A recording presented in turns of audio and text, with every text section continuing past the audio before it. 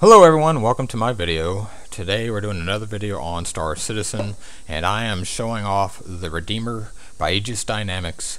This is the ship that won the contest for the next great starship. It was the ship that was entered in by the Four Horsemen. There are a lot of really great ships in that contest, but at the end of the day, I thought that this one was clearly the winner, and of course it did win. We're going to do a walkthrough on this ship, and I'm going to go through the details on it. Before I do that, I'm going to showcase a portion of the first-person shooter demo that CIG did in Australia, because in that demo they showed off this ship in flight for the first time, and it was pretty awesome looking. So let's take a moment, take a look at that, and see what you guys think.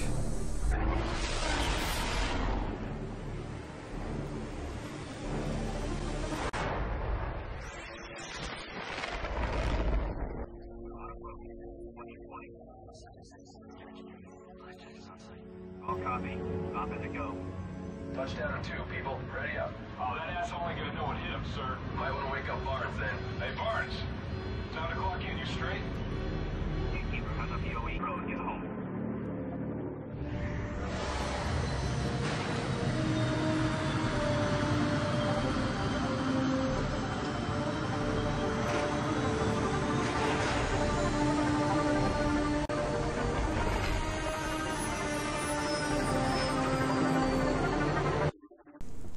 Okay, well, I don't know about you guys, but I thought that was pretty awesome looking.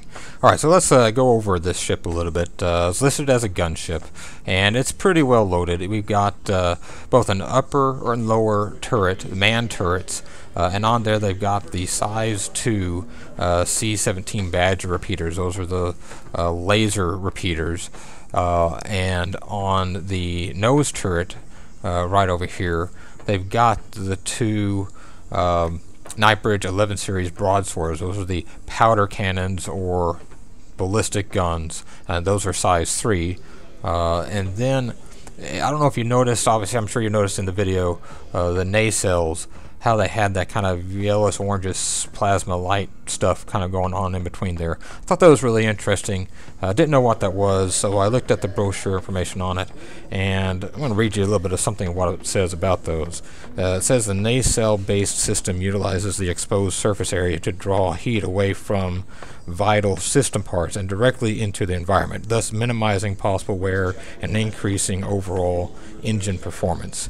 So I'm guessing it has something to do with that, is what we're seeing there. Anyways, it looked pretty awesome, so there you go.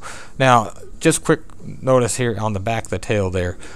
Somewhere in there is supposed to be on each side 5 missiles as well. I can't see it, don't know how that's going to work, but you know, we'll see eventually once they get everything working on the ship.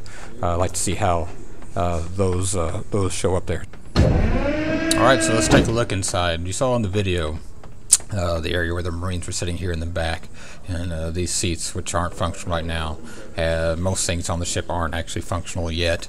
You got this area here, which I believe is where your guns and ammunition would be stored.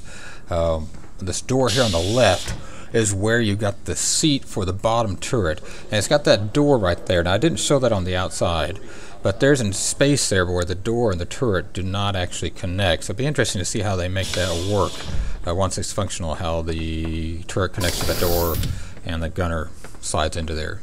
Now, in here we got the engineering, I guess you'd call it. We got these shield generators, those big units right there. And I'm using my track IR to try to get in closer to the screen so you can kind of see the layout on the ship here, and it shows where the shield generators are. Your bottom and upper turret, your hydrogen collector, I guess, for the fuel. It shows the jump drives and your propulsion. Now, we're going to take a moment here and go into the crew quarters, which is pretty standard. You got your beds right over here on the left, which are not functional yet. You got your eating area, your cooking sink, coffee.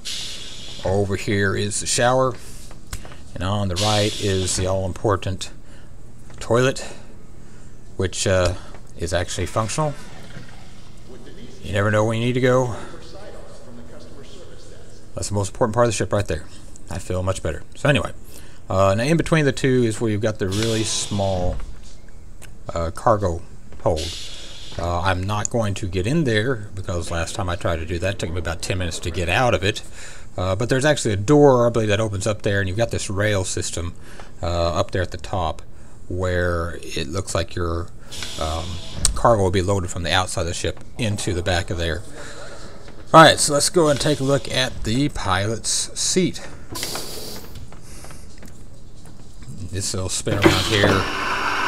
We'll take a seat, spin back around, and take a look at the cockpit. Alright, so we've got the my hand's broken. Yeah. Oh, that one too. Little bug they haven't fixed yet, but maybe in a future patch they'll fix that because that looks really painful. Anyway, we've got the screens on the left and right, which are the same, and the screen in the front here. Of course, obviously, there's no functionality to them yet, but eventually those are supposed to be functional screens. So you got the hottest system, the hand on throttle, right hand, and left hand on throttle, right hand on the stick, and pretty good viewpoint for the pilot here. Left, right, and up above. You got pretty good viewability.